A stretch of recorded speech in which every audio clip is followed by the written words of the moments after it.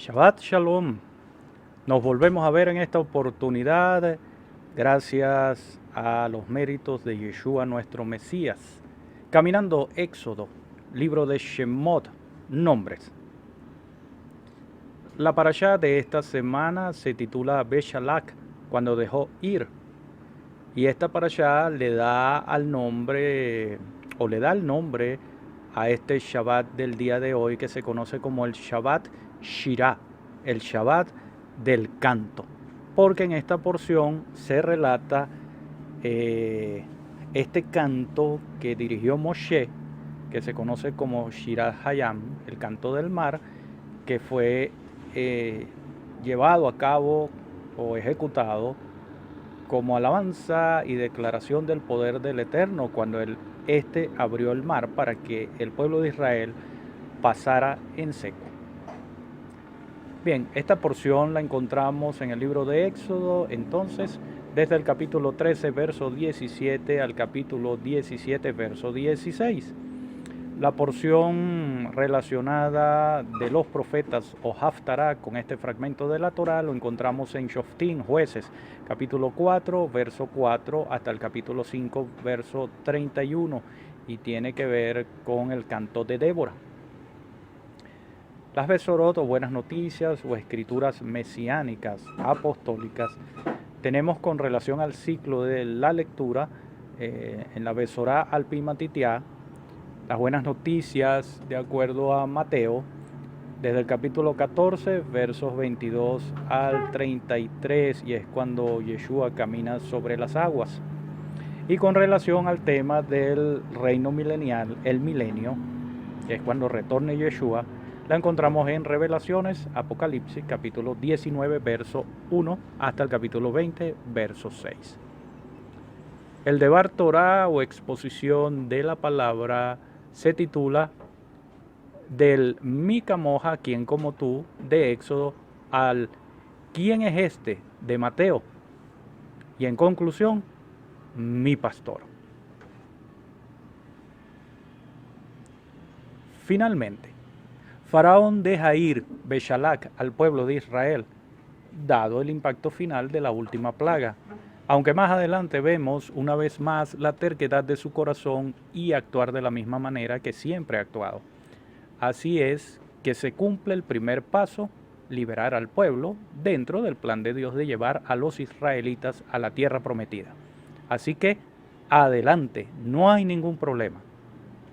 Pues no. Como vemos a lo largo de esta porción de la semana y también a lo largo de la misma Torá, hay obstáculos por delante y muchas cosas que aprender. Así es también cuando nos encontramos con el Mesías Yeshua. Nos preguntamos, ¿quién es como tú? ¿Cómo no me di cuenta y te conocí antes? Y así damos el primer paso dentro del largo caminar hacia esa tierra prometida, ascendiendo, tropezando y escalando. Y con cada obstáculo o prueba que enfrentamos y viendo la actuación de nuestro Dios por medio de la obra de Yeshua, nos hacemos entonces la otra pregunta, tal como se le hicieron los discípulos con la ocasión de aquella tormenta, o como cuando Pedro caminó sobre las aguas a fin de ir a donde estaba Yeshua. ¿Quién es este? Aunque ellos también luego respondieron, verdaderamente este es el Hijo de Dios. Mi Jamoja, ¿quién es como tú? Los israelitas salieron organizados, con recursos que ya tenían, más lo que los mismos egipcios les habían dado para que se fueran. Pero debido a tantos años de esclavitud, de alguna manera, si bien llevaban ya adelantado un proceso de liberación física, les faltaba el proceso de liberación del alma, pensamientos, sentimientos, sensaciones y acciones. Acostumbrados entonces a una obediencia física, externa, y que la misma era para no recibir daño o castigo.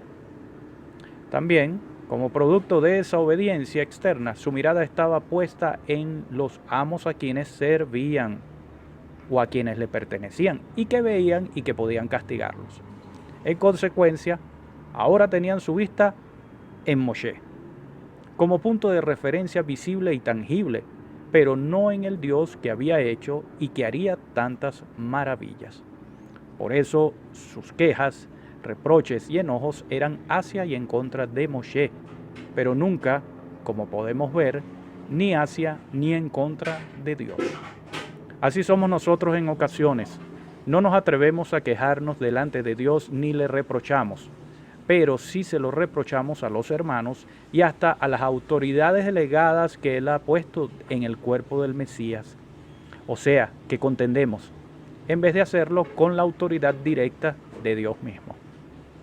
Sin embargo, el Eterno no deja de hacer las maravillosas obras, tal como lo vemos en el partir el mar en dos para que el pueblo pasara en seco, escapando así de Faraón y sus ejércitos, y que a su vez el Eterno dejara luego caer todo el peso de su juicio sobre éste como consecuencia de sus actos y soberbia. Y así, Moshe entona un cántico conocido como Shirat Hayam, el canto del mar, en el cual los gritos de angustia y terror se cambian por un himno de alabanza y exaltación al Dios Todopoderoso. Y es aquí la gran declaración de Mi Hamoja Baelin Adonai, Mi Kamoja Nedar Bakodesh, Norate Ilot, Ose Fele. ¿Quién como tú, Señor, entre los dioses? ¿Quién como tú, poderoso en santidad, digno de alabanza, hacedor de milagros? Y así, el primer obstáculo, primera prueba relacionada con el agua es pasada. Pero más adelante se presentan otra vez pruebas relacionadas con agua. Y si bien el Eterno hace sus milagros, el pueblo se sigue quejando contra Moshe. O sea, lo que ven sus ojos y no aprenden la lección.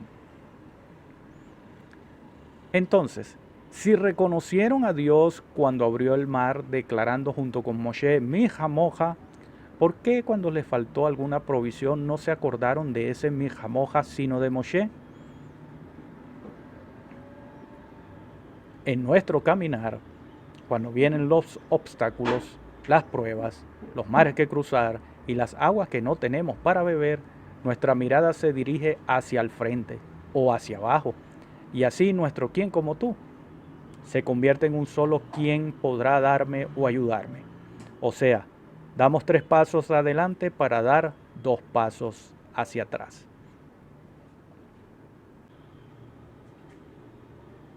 Nuestros mares que cruzar y nuestra sed que hay que saciar.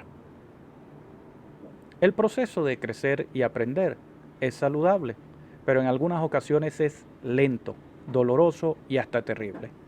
Incluso contradictorio, porque cuando pensamos que hemos avanzado, resulta que hemos retrocedido.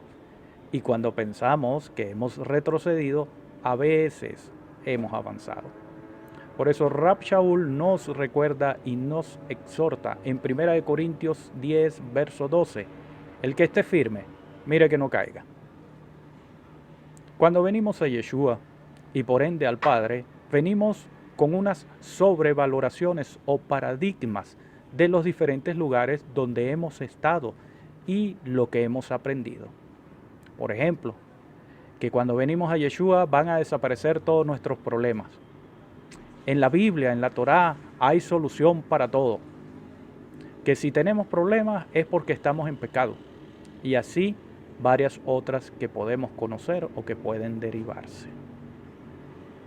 En nuestro ascenso, tropiezo y escalada por la rampa de la salvación, enfrentaremos presiones externas, así como internas.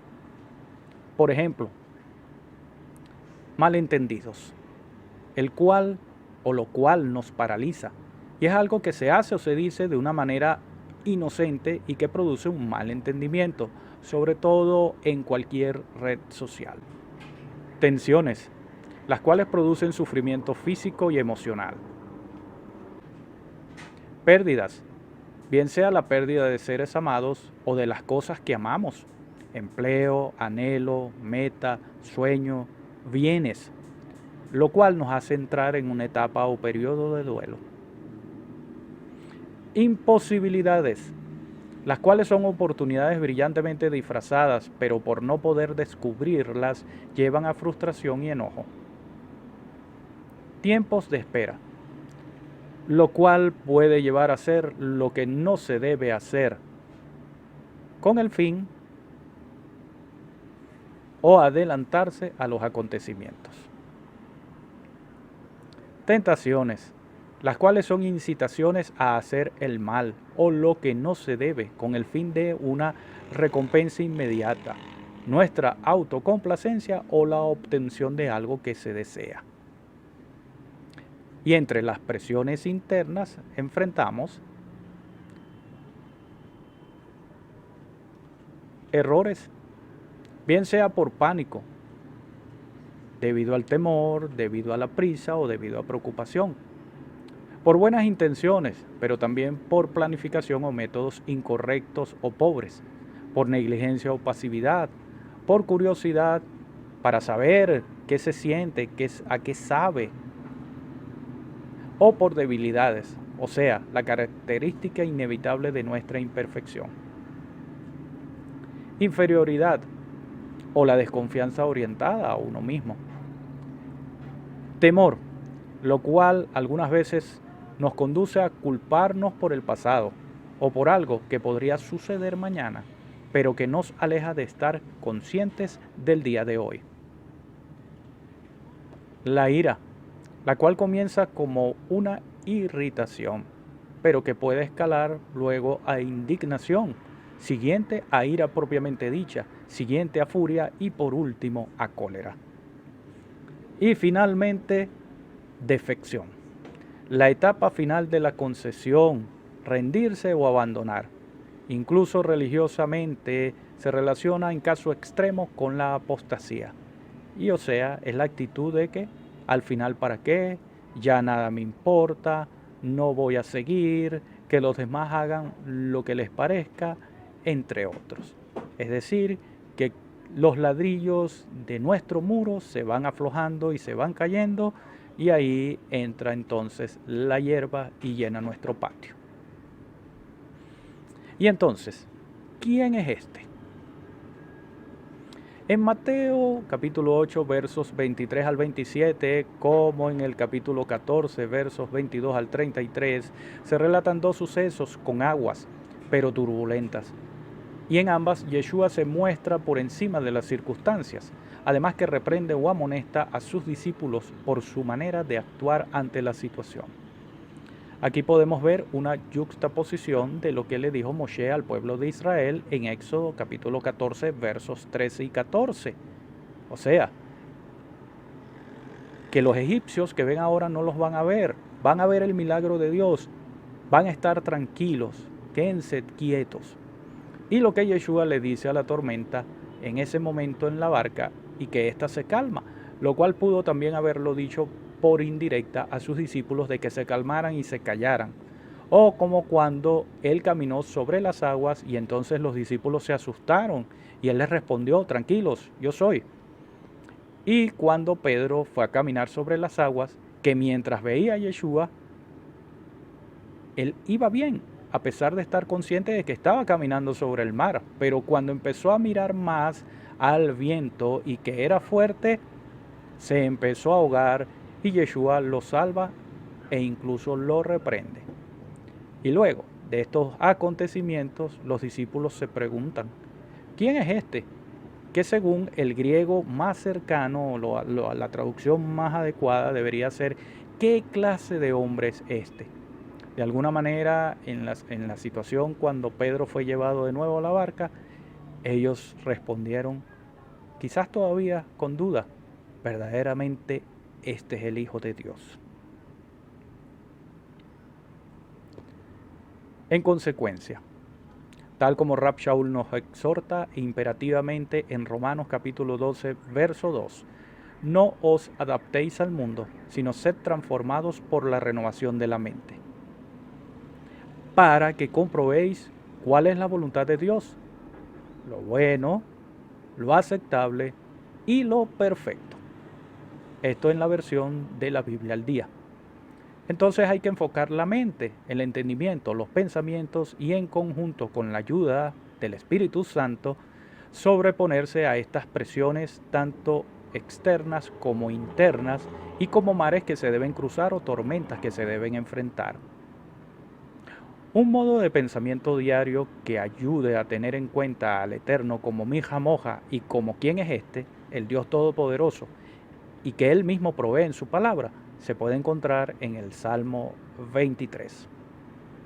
Su utilidad no está en que lo sepamos de memoria, porque incluso lo cantamos cada Shabbat como parte de nuestro servicio de adoración, sino en lo que encierra cada pensamiento expresado allí.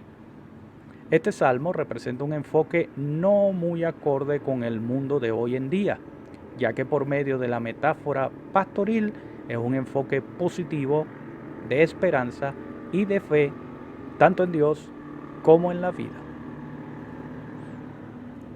Adonai Roí, Adonai es mi pastor, nada me faltará. La mayor causa de preocupación humana está relacionada con el mañana. Mediante esta frase, David nos indica, tanto desde el punto de vista de él como pastor, como del punto de vista que él comprende el sentimiento o percepción de la oveja. Así como pastor, él hace sus provisiones para ese día y lo hará también para el siguiente. La oveja sabe que así como su pastor la provisionó para ese día, lo hará también para el día siguiente. Rab Shaul declara en Filipenses 4:19, mi Dios os suplirá todo lo que os falta, conforme a sus riquezas en gloria en el Mesías Yeshua. David lo declaró muchísimos años antes que él. Nosotros podemos decirle a nuestro Padre, cuando nos falte algo o tengamos necesidad, Señor y Dios, tú como mi guía, mi pastor y proveedor, sabes que me hace falta. Y en este momento introducimos y declaramos qué nos hace falta, qué necesitamos, para entonces pedírselo como nuestro pastor y luego decir, tú sabes cómo proveerlo o resolverlo. En el nombre de Yeshua, amén. Esto nos puede cambiar nuestro enfoque, al verlo como nuestro proveedor y que Él sabe qué nos falta, aunque también nosotros lo sepamos y se lo estemos pidiendo, y dejemos todo en manos de Él.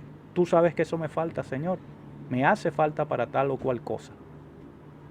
Perfecto, tú lo sabes.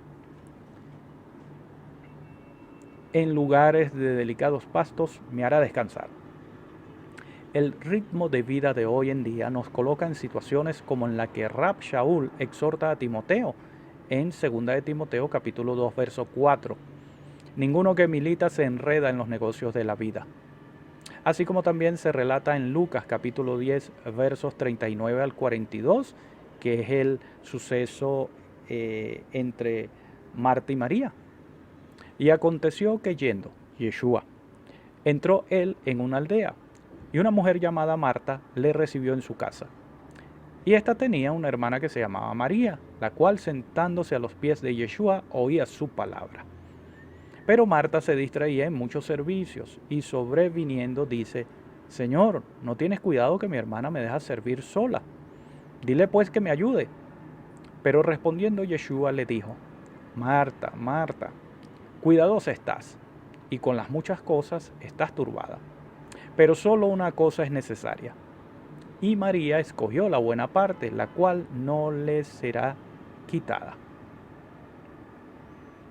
Es posible que si no nos detenemos, el Eterno nos hará descansar aún a regañadientes si no tomamos la decisión por cuenta propia.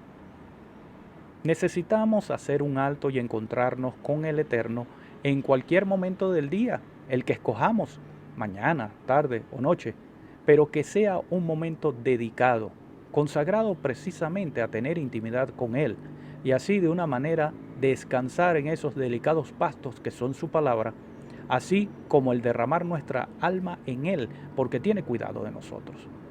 Así como la oveja debe descansar a lo largo del trayecto del día, digerir los alimentos y tomar agua para calmar su sed, así nosotros debemos hacer pausas diarias y también a lo largo de nuestro caminar en la vida, a fin de descansar, digerir el alimento que nos da y tomar el agua que también nos da.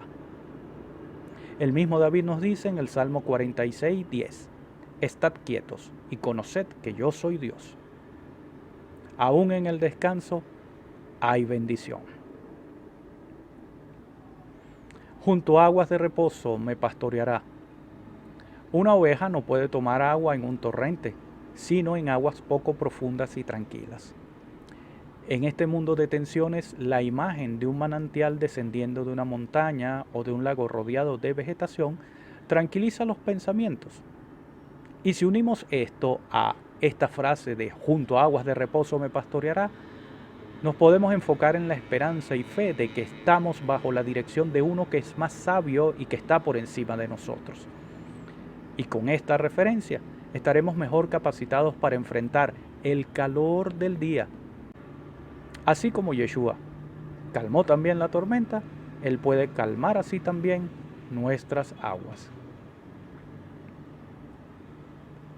Confortará mi alma. Cuando una oveja se sale de su lugar en el rebaño y corre hacia el pastor, éste la toma, le acaricia y le habla. Y así la oveja vuelve a su lugar en el rebaño. En nuestro caminar, nuestra alma puede ser herida tanto por los demás como por uno mismo. Y el único que puede confortarnos es aquel que revive la vida dentro de mí. Aquel que es poderoso para hacer las cosas mucho más abundantes de lo que pedimos o entendemos, mediante su poder, mediante su aliento, mediante su vida, mediante su espíritu.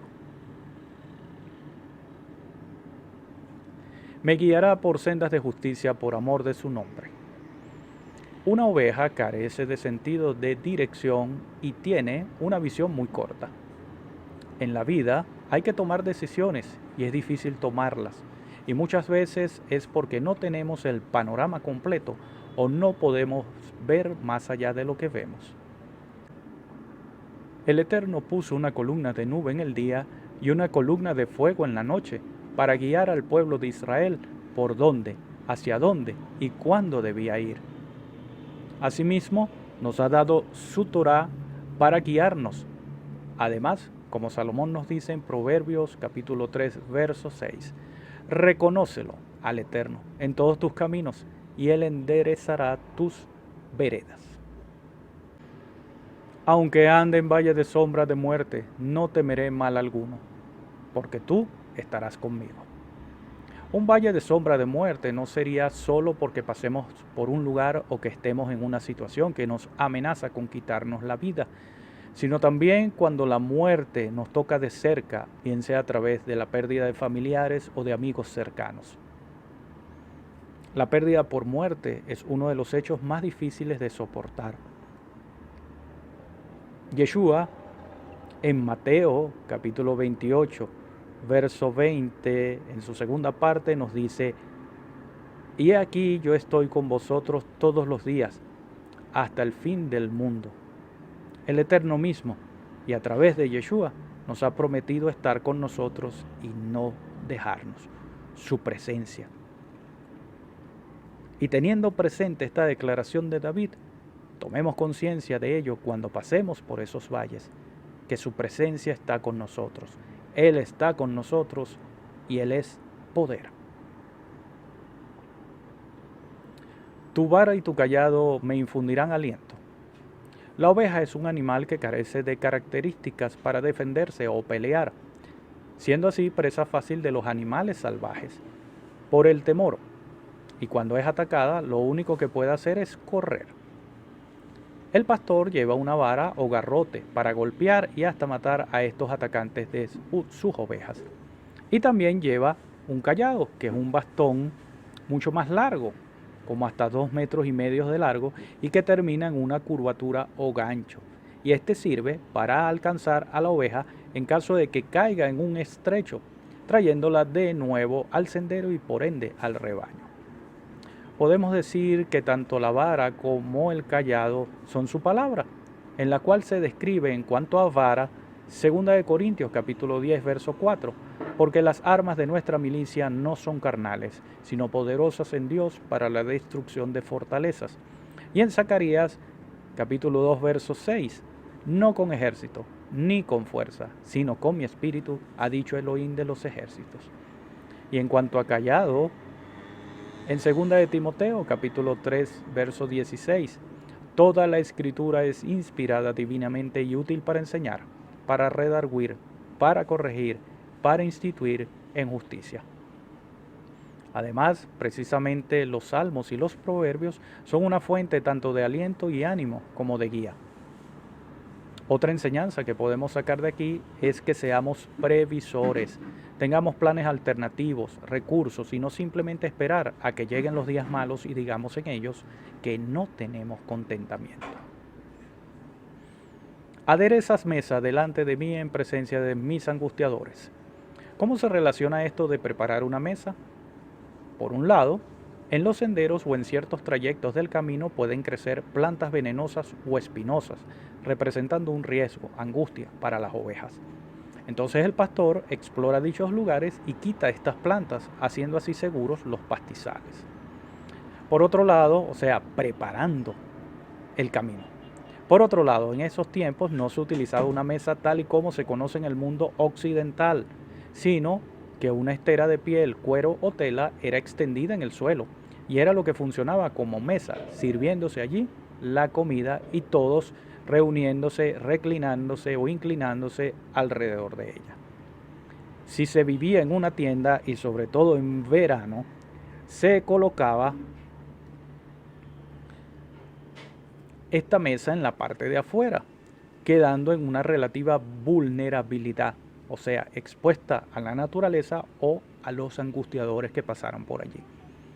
En esto podemos entender cuando el mismo David dice en el Salmo 69, verso 2, primera parte, sea su mesa delante de ellos por lazo, y lo que es para bien por tropiezo. Él puede extendernos esa mesa allí justo donde estemos y colocar la comida para alimentarnos en medio de las circunstancias o por lo que estemos rodeados. Unges mi cabeza con aceite, mi copa está rebosando. La vida es un juego rudo y de alguna manera u otra forma recibiremos algunos golpes o lesiones. Tal como la oveja, aunque la mesa sea preparada, puede haber alguna zarza, espina o piedra que la hiera, además de estar todo el día moviéndose por los caminos y bajo al sol, por el cual al final de este terminan cansadas. Así el pastor se coloca entonces a la puerta del aprisco y mientras van entrando cada una de las ovejas, las va examinando y si tienen alguna herida, se la limpia y le aplica un aceite calmante y sanador o refrescante. Igualmente, les provee de agua fresca para que beban y se rehidraten. Asimismo, nuestro Padre tiene cuidado de nosotros y a través de Yeshua nos llama por nuestro nombre, como dice en Juan capítulo 10, verso 3, y Él sana a los quebrantados de corazón, como nos dice en el Salmo 147, verso 3.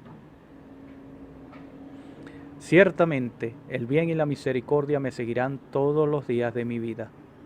Si bien aquí David no hace una relación con la vida pastoril, hace esta gran declaración teniendo en cuenta que según él ya estaba anciano cuando escribió este salmo, por lo cual podemos indicar que este es un testimonio de lo que había experimentado en su vida, tragedias, frustraciones, transgresiones, triunfos, el haber conocido al Dios que conoce las necesidades de sus hijos y que provee abundantemente, que si un día hay nubes, al otro habrá un sol brillante.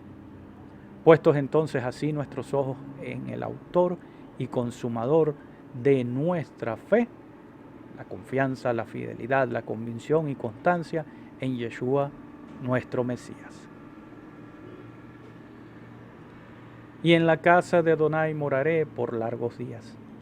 David cierra este salmo como cual obra sinfónica con un crescendo poderoso y el toque de toda la orquesta. Para nosotros, hoy en día, la ubicación de Dios es nuestra ubicación, porque Él habita en nosotros por medio de su Espíritu.